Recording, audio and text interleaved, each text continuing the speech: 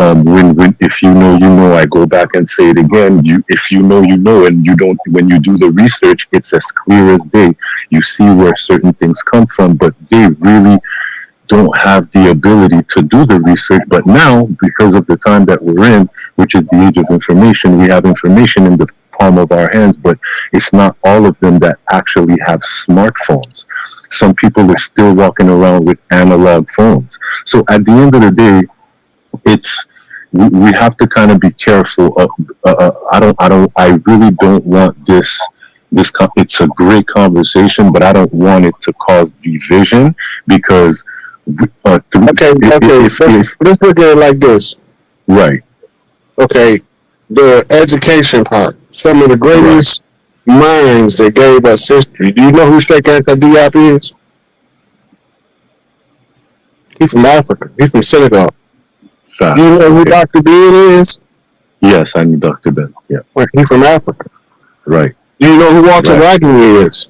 Yes. He's from Africa. Africa. Right. Right. Frantz Fanon? Right. From Africa. Right. Right now. Do you know who caused Hannibal to finally lose in conflict against Rome? Do you know? When we're in Africa now, we're talking African history. It's the reason why I'm going through this because I'm going to point some out to you in a minute. Let's go. Hannibal was betrayed by a Carthaginian senator who gave his position to the Romans. Okay? And he looked like us. But he wasn't one of us. And they all knew, before he sold Hannibal out, they had already knew he looked like us, but he not one of us. Right. Did you know who Muhammad Ahmed of the Sudan is? The great Mahdi. Yes, I've heard. Did you know who betrayed him? No. Some people that look like us in Africa betrayed the Mahdi. Right. Right? In order to be able to control the Islamic world by controlling the family that was the heritable heirs to the Islamic estate of the Mahdi. Do you know who turned on Haile Selassie and murdered him? Somebody that looked like us that wanted the throne. Right. Okay, now, the reason I'm bringing this up is because over here, it's the same MO. We're not talking about division among the common African people that ain't gonna never come to America because they feel like we feel. Because the ones of us that feel like them, we ain't got no intention of going to Africa. Facts. Right? So the ones that's coming over here, they might look like Africans that betray Africans in the presence of non-Africans. They all look the same. Right? When you get over here, every one of our great organizations that rose up for our liberation, we was infiltrated by somebody that looked like us. Garvey was took down by a so-called Negro. Noble Drew Ali was betrayed by Muftis. Elijah Muhammad, the assassination attempt that made him move to Arizona, was inside, in-house infiltrators that Malcolm had to run the red herring in order to draw their ass out. Because he couldn't make sure who they all was. And Wallace was supposed to do it, but he lost faith, as they say in the Christian world, in his father. He didn't believe what he was doing was a worthy enough work for him to sacrifice his life for, because he had been converted into Orthodox Islam. All this is relevant because when we talking about the dispute on the American soil of the African that came here, they might look like us, but the motherfuckers might not be us. We are becoming self-aware, and this is going to automatically catapult us into standing up for ourselves in the form of boycotts and resistance to those who disagree with us, asserting our jurisdictional supremacy on our own homeland. We don't have a problem with Africans like Ibrahim Traore. He ain't trying to come over here and tell us what we need There to you do for go. us. He Right. over there doing what he need to do for his people. For his people. Right. Right? And all of those ones that's joining on to the call are more interested in serving their people than having their people serving a foreign entity called a colonizer. Right. There you go. That's what it is. And that's what it comes down to right there. That part. Right. So at the end of the day, that you hit it right on the head, Rod. Again, thank you so much, ladies, for allowing me to, throw down with the chief and with you guys. I'll let the other. I know there's another few people on the call, but thank you. Thank you too, Grand. It's always a pleasure. Thank you for coming up. You could drop down if you're done. Okay. Thank you. Thank you. You're welcome. Hey, baby. Peace. How are you? So the moon. Peace. Peace. I don't know where Sister Freedom went, but I just want to say peace to you, peace to Dot, peace, big bro. What's going on? What's going on? Oh my goodness, so much has been going on. But I have been getting this message, and it's a message I feel like I have to share with everyone. We all must remember who we are and what we came here to do. And when it comes to like religions and all this stuff and all these different, as people call them, your cultures or whatever, I believe there's a little piece of truth in all of it. And it's important that we get in there. I think we need to study all of it because each of them took our truth and left us dumb. So for me, I went and got I can't even talk about the Bhagavad Gita. Yes. I don't know why I couldn't even say it. And of course, I got a Quran, I got the Bible, I went and got the Egyptian Book of the Dead. And it's like, for me, I got to go and collect everything because I know that our truth, our knowledge was taken from us. And then they told us we're wicked, you're going to go to hell, all this other stuff if we practice our own ways.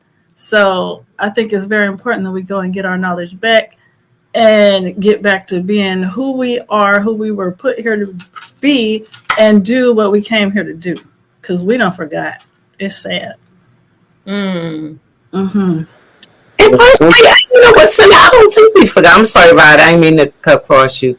I think that how we are is how we were supposed to be. We have our own culture. We have our own things about us over here. But what I'm saying is, like, when you walk down the street, you see a lot of sisters with blonde hair, and they ain't being who they supposed to be. And so that's what I'm talking about. Okay. We have taken on, there's a poison. I disagree that is the part of us not being who we were supposed to be for one reason. Okay, what's that? The women in our culture have been used and died longer than some people been on the planet. Mm-hmm. And it was part of the primping and beautification programs that different women had in different tribes. Okay. Yeah. And so when you see them dyeing their hair blonde, that's an ancient culture in modern times. It don't got nothing to do with Europeans when they was doing it before Europeans was even here. That's true. But now when they do it, what is their mindset when they're doing it? That's what I'm really thinking about, like the intention and the mindset. Why are they doing it now? I think it's just another form of beauty, just how women do, how we primp and like to do different things, You ever see two women walk into a club or a party with the same dress on and how they look at each other? It's just no different. My dress. Oh, I gotta go home and change. That ain't never happened to me. I'm just saying. That ain't never happened to me. I ain't heard it happen to me either. It's rooted somewhere though, and it comes from each one with divine feminine. Mm-hmm. One that express their femininity different than their sister. Right. Exactly. Right. If two of y'all are too much alike, it means that you're not being enough of yourself to separate you from her. Mm. Yeah. Right. So you try to do all of these beautification techniques, right? Mm-hmm. And then you have the other women that's the ones that follow these women. Which women? So they look at the women and say, "Oh, her hair is so pretty and blonde. I wonder how mine would look in blonde." Mm-hmm. Right? So you got the trendsetter Mm-hmm. and the ones who follow the trend. It's also showing you the feminine hierarchy. Mm. The woman that can influence the most women is the highest ranked woman. Exactly. And her influence can come in different forms. When you use the body as a canvas for art, the highest form of spiritual expression is art. Yeah. Not no book, not no Quran, not no Bible, but what they put on that canvas, what they write in them songs, that's the highest form of spiritual expression of the art. So the women been using themselves for canvases. This is where the origin of tattoo come from. Better say it. That's what I'm saying. That's my religion. Look at me. Well, we are the paper. In other words, Yeah. I get what he's saying. We do a lot. Girls wear green hair, purple hair, pink hair. I'm just saying we beautify ourselves, and it's just something that we do. I don't think that we're trying to copy or be like anybody else. I just think that we're naturally artistic, and we make ourselves the pattern of whatever it is that we're trying to show. Yeah, that's what I think. Everybody. But when they 100% agree. Yeah, but when it gets down to culture, we have so many different cultures, and you can go into. And when I hear Dots talk, right? Yeah, that is a New York culture. Words that she say, how she say it. When I go to the South, when I'm listening to OTK and everybody has listening to Rod, listening to different people talk, I might have a Jersey accent because I'm from Jersey. You know what I mean? Yeah, definitely. I'm just saying there is a culture in everything that we do, and the way we cook, the way we walk, the way we talk to our men, the way we discipline our children, the way we there's so much in us in different ways. But but it strictly belongs to us. Macaroni and cheese, the way we cook greens, the way we cook string beans, the way we fry chicken, the way we bake our chicken, the way we in so many different things, that how we fry our fish. They don't fry their fish the same way we fry our fish. I know that. They don't. It's a complete difference in how they cook and what they do and what we do. And for them to say culture and you try to copy off of everything that we do. Yeah, everybody's trying to copy us. Everybody. If you go to LA and you ask for a bodega, they don't know you not from there. Right. The bodega, what is he talking about? Right. But if you out east, right down the street, make a left at the corner and be right there. Can't miss it. Exactly. I comprehend. I do. I ain't never heard of cooking no rice pudding. You know what I'm saying? How dare you say we don't have no culture? But that's just not. That's called lack of education for real. When people be saying stuff like that, they be wearing something that's a design from America, talking about we ain't got no culture. Yes, we do. We do have a culture. Man, when you trace back all of the cultures that spread out across the land, they gonna all trace back to Mississippi Delta going into the New Orleans area, because that's how we grew across the land. Right? The Big Easy, where we used to all go get trained and temperament tested, so they'll know where to send us. Because you can't send a New Yorker to Cali without him being schooled to the Cali culture, or he gonna run into calamity. So everybody used to go to the Big Easy to get trained so they can go to other parts of the land without being disrespectful to the local tribes. But now it's all been swept under the rug, erased out of the history books, and act like we ain't still doing the same thing. Now you got multiple metropolises to get trained. You come from the smaller cities, you go to the big city to try your merit out with the tribes there to see if you can fit in. It's a cultural phenomenon that stretch across the land. Why you think when you be born in a certain place, you got to urge, you got to go try a new place? Because you got to go experience another part of the culture that might be calling you through your genetics. Exactly. Well, our problem is that the rest of the world knows our power, but most of us don't know how powerful we are. Like in Japan, they're paying black men $70,000 to come over and make babies with Oh, Japanese. they love black people.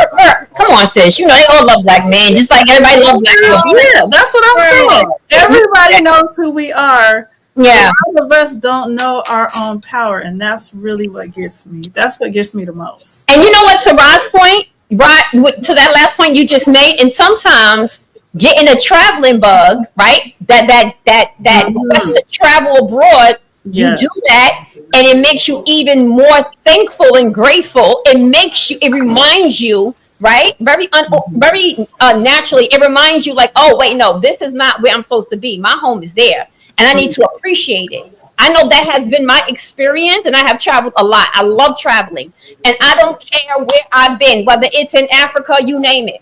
It's like, no, this is not home for me. I know where home is. Like, it's a different feeling that you get. You get what I'm saying? Yeah. I mean, the first time I remember going to Mississippi, we went for my great-grandmother's funeral. This was like 74. I had never been to Mississippi before. Mm-hmm. But when I got there, I feel like I've been there the whole time, chasing chickens, playing with the cows, trying to ride the horses. I'm 5 years old. I shouldn't know nothing about no country living. Exactly. Yeah. And my father told me, look at that boy. He still think he a country boy. That's deep. Right? But when you get to the area, like, we go back again, like, 10 years later, and when I go down there then, I'm a teenager. It's 103 degrees Mississippi heat. Yes. Ain't nobody outside but me playing basketball. I'm the only idiot out here in 103 degree heat playing basketball by myself. Oh my goodness. That's funny. Don't nobody else come out to dust dark. Wow. Yeah. Mm-hmm. I was just enjoying the Mississippi sun. I didn't know no better. I didn't even realize how hot it really was until like a year later or so. Because it had turned my hair copper. I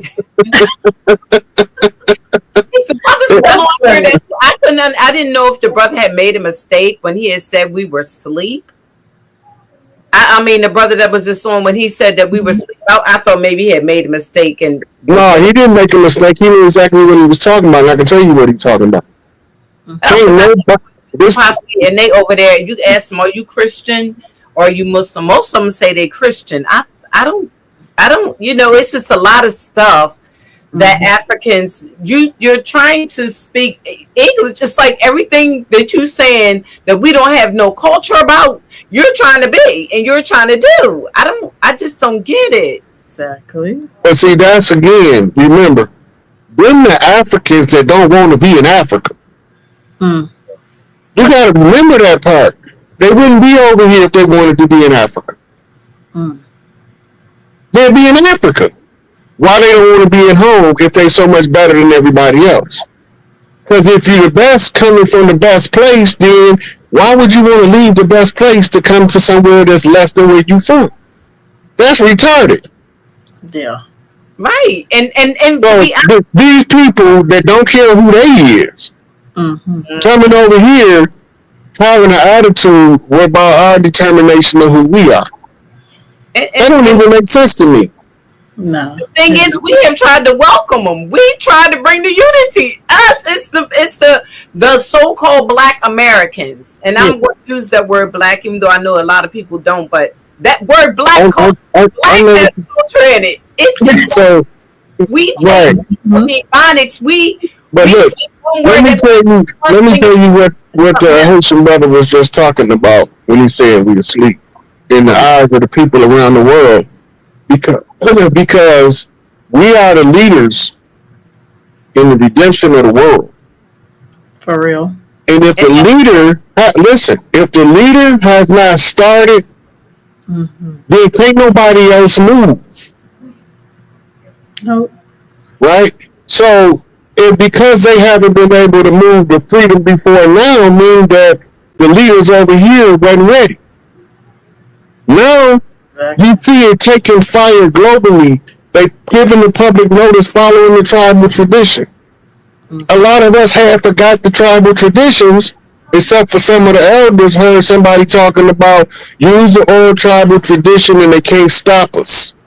And now you got the Maori doing it, the Aussies doing it, New Zealand's doing it.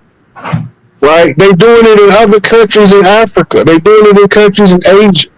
Putting government on notice that we no longer need your service so y'all don't work because somebody in the Americas reminded us that we needed to use the old tradition in order to beat the fraud of the paperwork. So now you seeing it. People that before would be slaughtered for trying to reclaim their tribal rights to their territory being successful. We worried about being the victim. I don't care what nobody that come over here say about me. They can't move me. They can't stop me. All they can do is be cheerleaders on the sideline for the enemy, or they gonna get out the way, or they gonna be cheering for us. We're only three positions. You either rooting with the enemy, you rooting with us, or you get the hell out the way. Okay. Right? So I don't care about somebody that we've been supporting all this time. They ain't never treated us right. Man. Why we support them this long? For real. Because we were brainwashed in believing that we are them. And I always say that's what hyped them up. That's what make them think that they all that is because we help the enemy make them think that they better than us. Because we so-called never experienced Africa and we so-called are some Look, type you ain't got to experience Africa if you experience Mississippi. facts.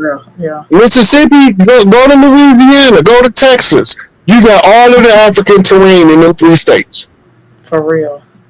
I'm in Texas. If you don't want to be African, you don't have to be African. We're not.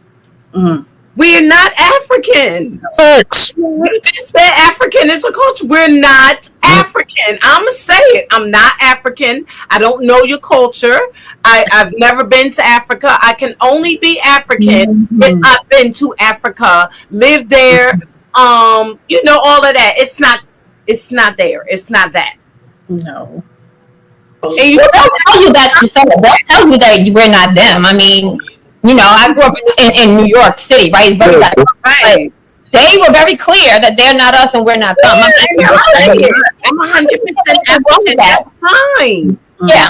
Or why shouldn't you want to embrace, even if you thought that we were a part of you?